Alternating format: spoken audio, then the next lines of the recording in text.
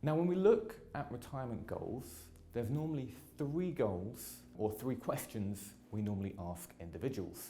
The first would be, what age do you want to retire? The second would be, where in the world do you plan on retiring? Not everyone wants to retire in the country they're based in, and especially as expats, given we've already been moving around so much, we often like to look towards different countries than we're currently located in to retire and spend the last, final, best years of our life. And question three, possibly one of the most important questions, what level of income would you like to live on in today's terms in retirement? In our example scenario, in this presentation, so you guys can kind of follow along with the steps that we're going to take, I am going to be an expat who's based in Africa, and I'm looking to retire in 30 years' time on an annual salary of 40,000 euros a year in the south of France. Now, it's all very well and good to say I understand where I'm going to retire, how much I want to retire on, and how many years, but it's quite hard to actually understand from those goals how much you're going to need to save. So in this section, we're going to translate those retirement goals into financial targets.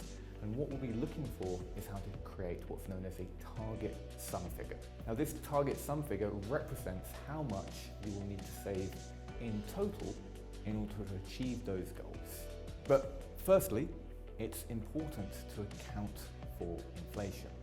Now, for anyone who doesn't know, inflation is the concept that every year, on average, everything that you buy and sell in terms of goods and services gets a little bit more expensive.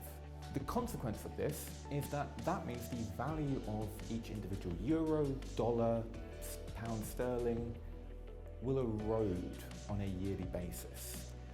And 40,000 euros in today's terms, my South of France example, isn't going to buy 40,000 euros worth of goods and services in 30 years' time. So the first thing we need to do is to understand how much we will need to have as an income when we want to retire in order to purchase the same amount of goods and services that we can with that income now. Now, we've included a helpful little link for you guys if you want to input your details. All you need to put is the number of years that you have from today until retirement, the amount of money that you would like to retire on in today's terms, and also your desired inflation rate. Now, the inflation rate will vary from currency to currency, but typically if you're looking at one of the larger, more stable currencies, like euros or dollars or pounds or Swiss francs, I would always recommend using a figure of around 3%. Now, this figure is slightly higher than the long-term average, but it's always better to overestimate inflation rather than underestimate inflation, just to be on the safe side. Because when you get to retirement, you can't have any do-overs. So if you've overestimated inflation and you've saved too much, well, you've got too much money in retirement. It's hardly a problem. Underestimating inflation means you don't have enough money to support the lifestyle you require, and you can't really go back into work. So what you have is what you're left with.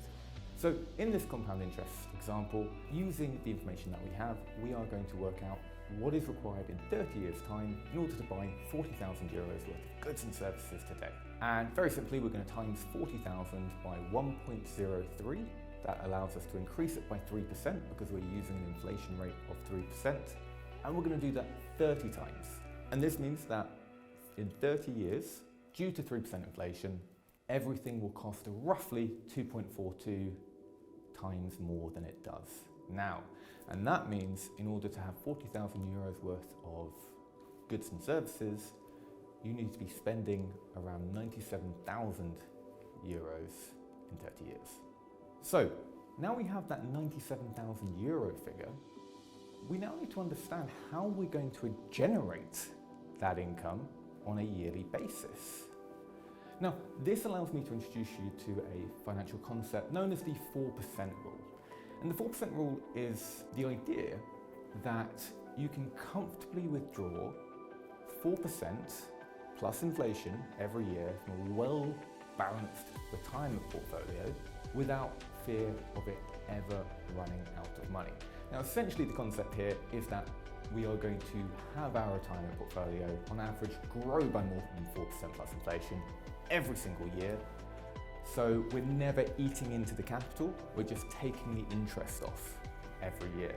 Now, if anyone's thinking 4% sounds quite low from an investment perspective, that may be true in terms of high-risk investments, but when we get into retirement, we need lower risk, more predictable investments as we are generating an income from it and we are reliant on this income in order to fund our life. Now, very simple way of doing this.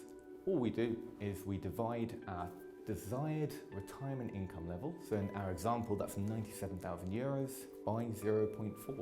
And in this example, that's going to give us a nice figure of 2,427,000 euros. Alternatively, you can just times your desired level of retirement income by 25. Maths is fun that way. And if you don't want to do that, we've also included a helpful link in which you can input your details and it will generate the number for you.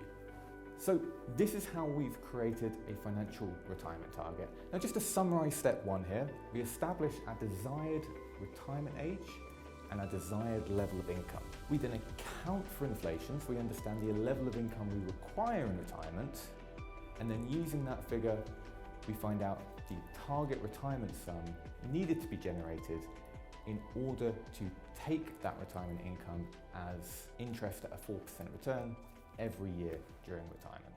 So that's step one. Let's have a look at step two.